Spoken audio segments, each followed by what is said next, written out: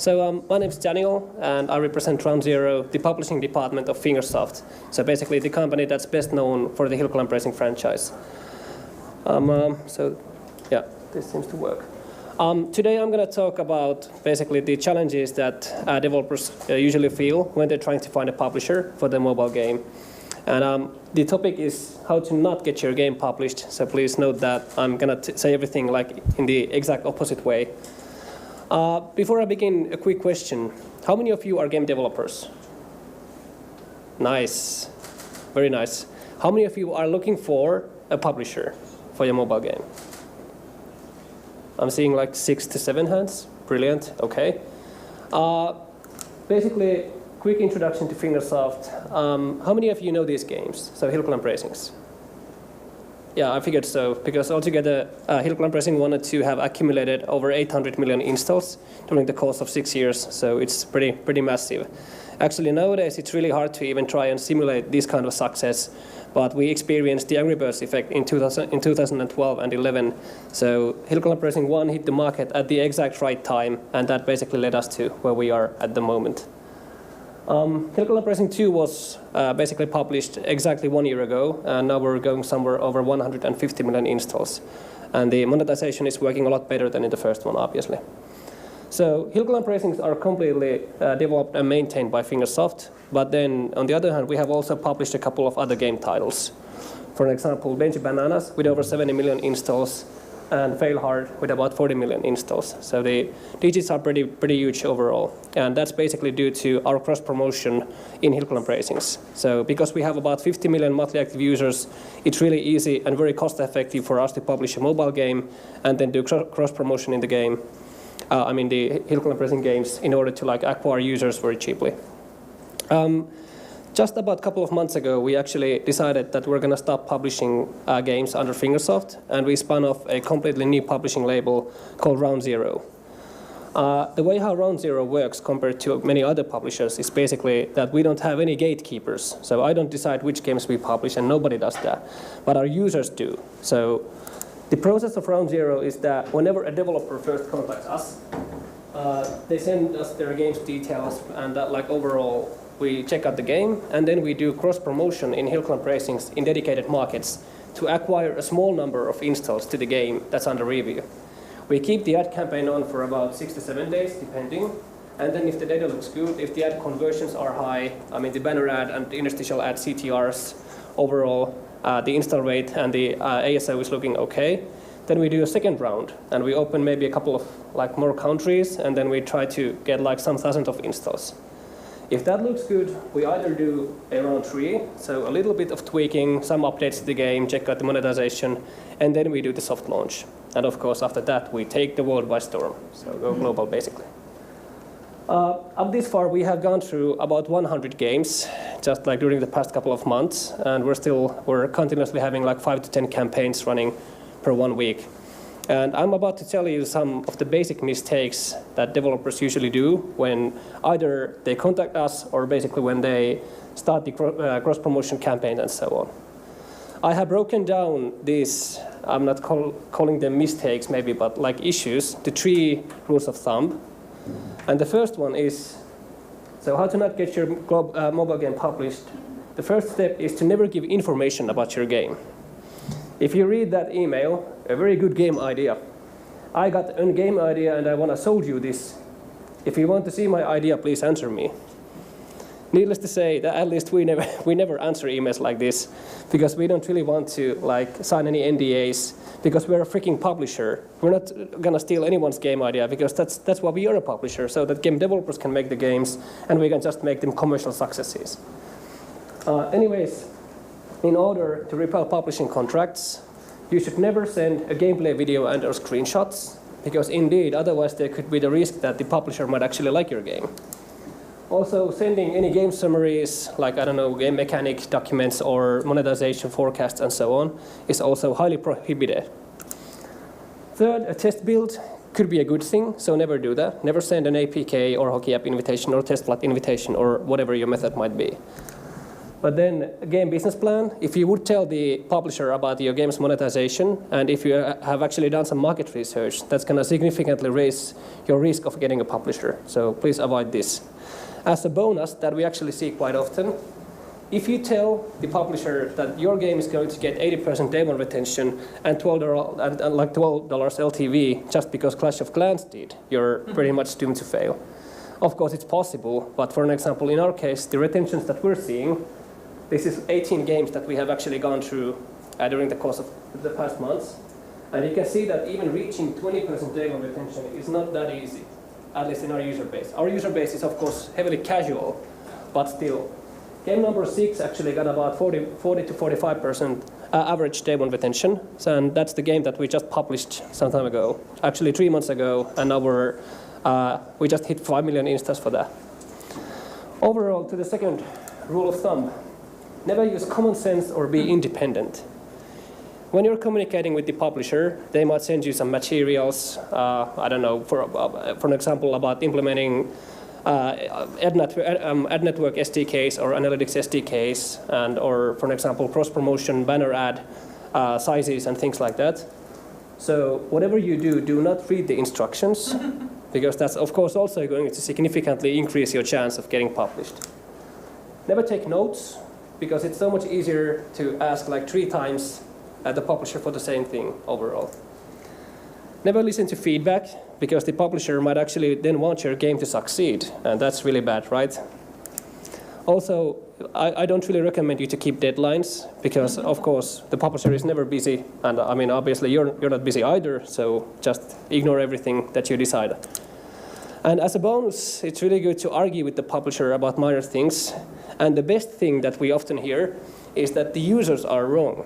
The users are bad. You should give us better users, and then the data is going to be good. So many developers always forget that, to be honest, it's all about objective opinions, not about subjective opinions.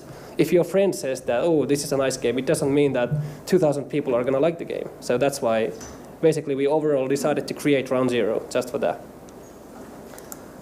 In our instructions, we usually give pretty detailed feedback about creatives for the advertisements and all. And here you can see the average click-through rate of image ads, so interstitials and banner ads that we're showing. And basically, these games that haven't even passed like 2 to 3% CTR, they didn't read the instructions. The other ones did. So yeah, you see why you probably shouldn't read the instructions if you don't want a publisher. Overall, this is probably the most important rule. Ignore market research entirely. Don't check out what is top grossing, what is like basically gaining the most traction organically, and so on.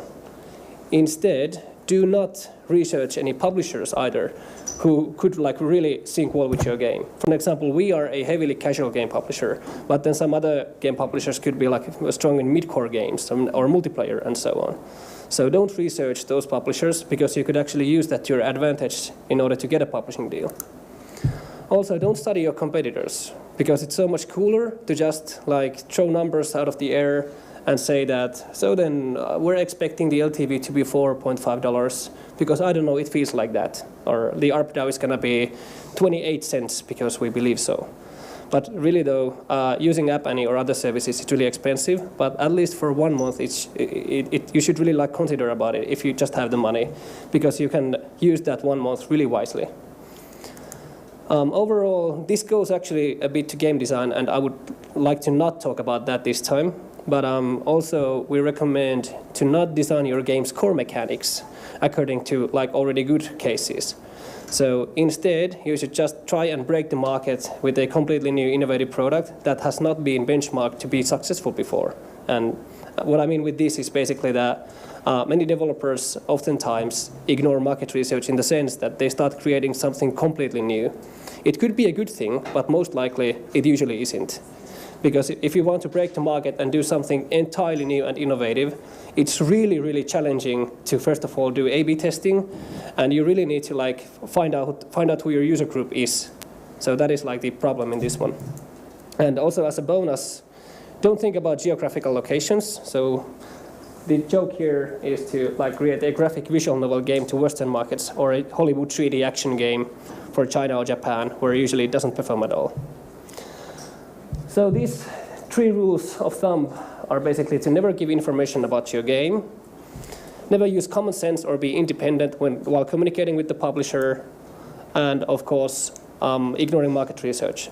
But if we scrap all of that and actually go to what we should be saying here, is to be really open and descriptive about your game. So whenever you approach the publisher, it's your one chance to woo the publisher so that they get really interested in your game.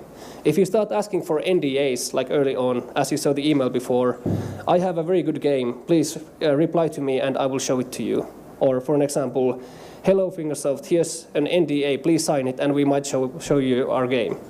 It doesn't really work that way. We want to be really flexible and really fast in all of the test rounds because it's good for the developer and of course good for us. So just be really open whenever you negotiate with the publisher. Secondly, be independent, proactive, and professional. Even if it doesn't lead to an actual publishing contract, for example, if the game's data is not good enough or the conversions are bad in cross-promotion, nevertheless, the publisher is probably going to remember you as a really professional team if you act like that. If you ask the right questions, for example, if you need to implement an analytical SDK or something, don't ask the publisher about it. Don't bug the publisher about things like that, because you can easily find the information from Google and the SDK instructions. It's really, really common sense to try to be as proactive as ever possible. And that's anyways good for the future. So even if it doesn't work out with this game title, in the future, it's a really good chance to overall raise the reputation level of your company. And lastly, but definitely not most least, study what is hot at the moment. You don't really have to pay for App Annie or anything like that, but just check out what games are trending at the moment, what games are attracting the most organic users, and so on. And then, of course, get to know the markets. So know to which markets your game is being developed for, and don't try to break the market by creating a completely new game if you are not 100% certain to whom you are actually developing the game. And of course, research the publishers. So, for example, a casual publisher for a casual game, mid-core publisher for a mid-core game. We have actually many plans to also expand to other categories from casual, and that's also one reason why Round Zero was founded. But this is just to say that it's really good to always do the homework. Now, I think that we're running out of time. At least there's many of us Round Zero and Fingersoft guys here in Pocket Gamer Connects. So if you're looking for a publisher, please grab us by the sleeve. We're of course pretty busy, but there's always time for coffee or beer, preferably of course beer. So at least, I don't know about you guys, but we are probably gonna look like this by tomorrow morning. So we're gonna be eating and drinking tonight. So please try to follow the example. Just kidding. Overall, thank you very much.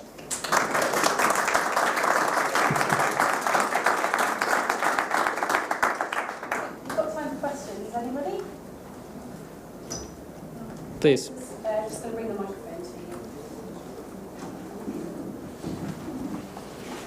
Sorry. Thank you. Hi. Hey. You said that you tested many games. I was wondering if you noticed any affinities between hill climb and several types of games or games genres, what does your users most like in other types of games? That's a really good question. One thing that you must understand is that 50 million monthly active users is a really huge group of people, and it's really pretty much impossible to say that 50 million people are a certain type. But there's at least one group of people that's really raising its head all the time, and that's males from 15 to 38-year-olds. And usually when we see something a little bit edgy, for example, zombie themes or mild violence and things like that, that usually attract I don't know, young adults and especially males. Those are usually the best conversion-wise.